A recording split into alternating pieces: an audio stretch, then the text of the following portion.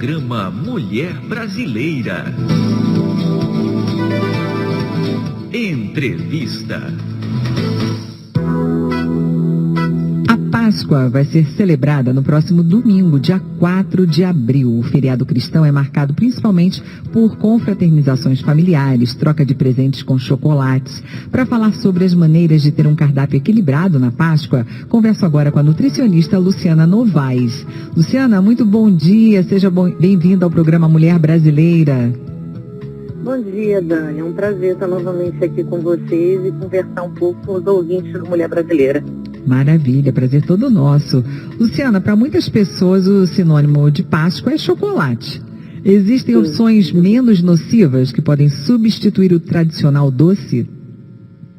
Olha, o chocolate, ele, dependendo da opção, do tipo de chocolate que a gente escolha, ele até pode ser bem saudável.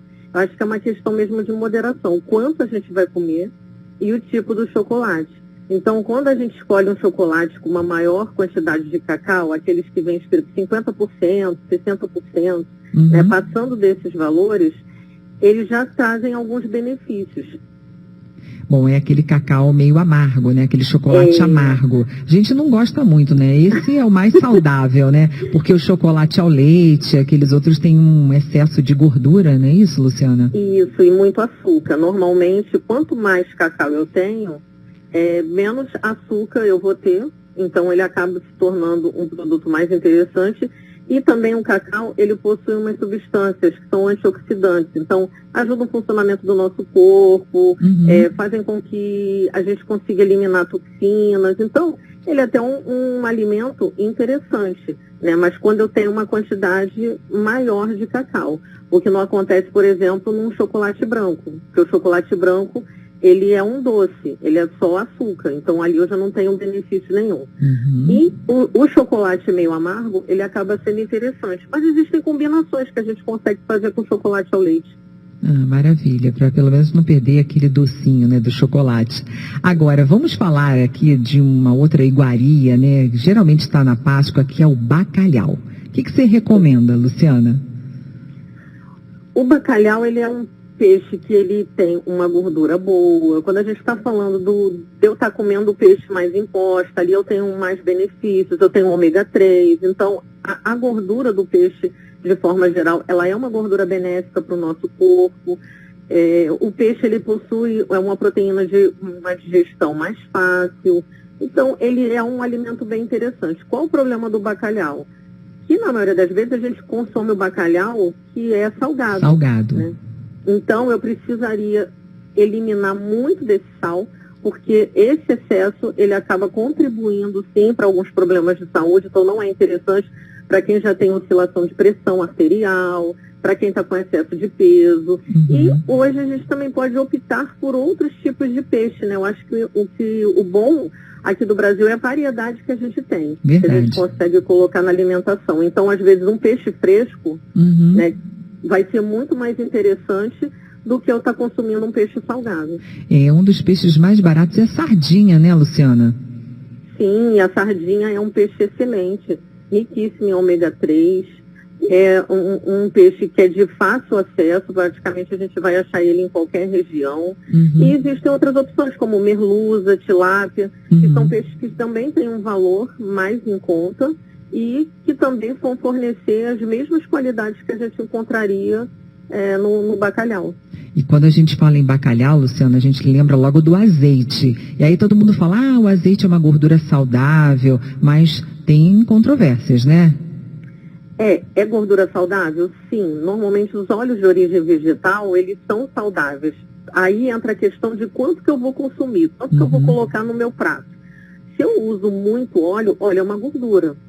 Gordura é o que mais faz a gente ter aumento, por exemplo, no nosso peso, né, de todos os alimentos. Então, isso não muda. E aí é usar mesmo com moderação.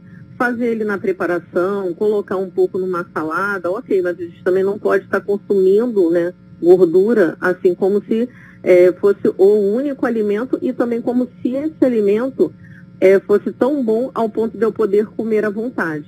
Exatamente. E não tem aquela história, Luciana, de que quando a gente aquece qualquer óleo, ele fica um óleo não muito saudável para a saúde? Pode ser até o azeite?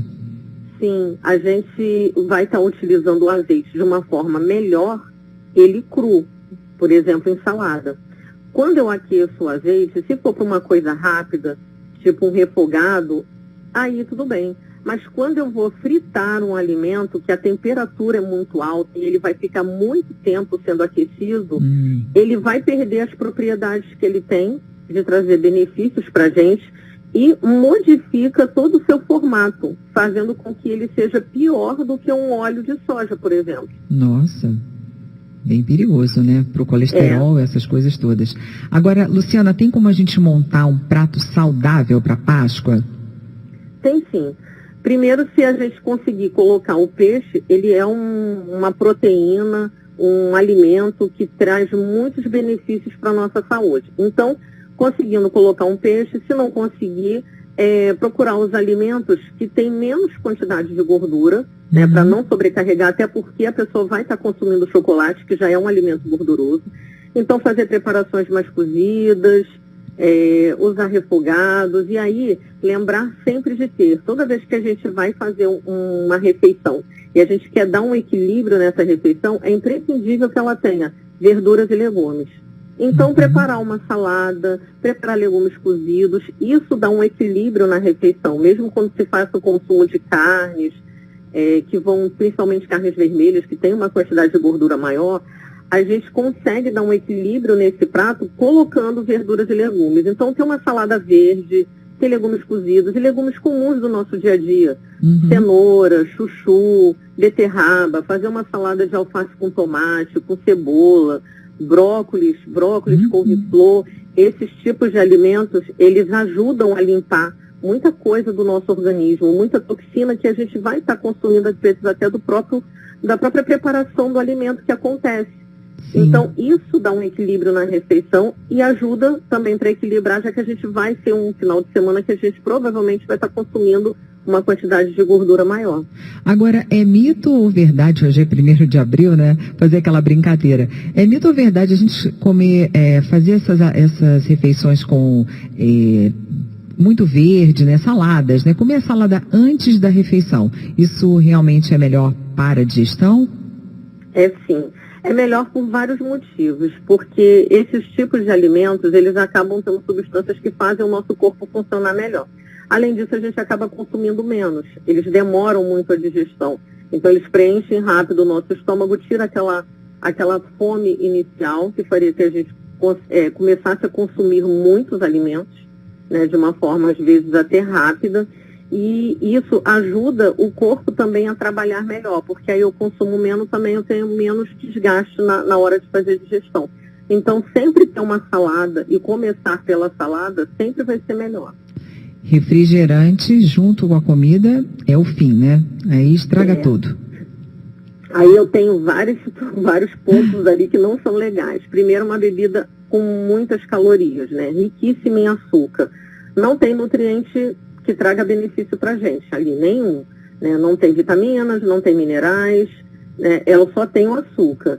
E toda bebida com gás, ela acaba roubando alguns nutrientes da gente, principalmente cálcio dos ossos.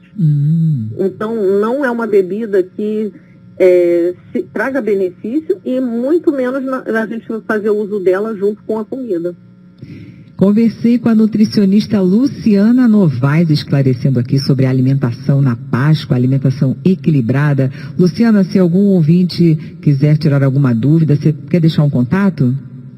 Quero sim, a pessoa pode entrar em contato comigo pelo Instagram, @lunovaesnutri, tá? E eu também tenho página, que é o www.lucianonovaes.com, e eu fico à disposição de vocês para a gente conversar mais e esclarecer qualquer dúvida. Maravilha. Muitíssimo obrigada, Luciana, pelos seus esclarecimentos aqui no Mulher Brasileira. Que você tenha uma Páscoa equilibrada, uma feliz Páscoa para você.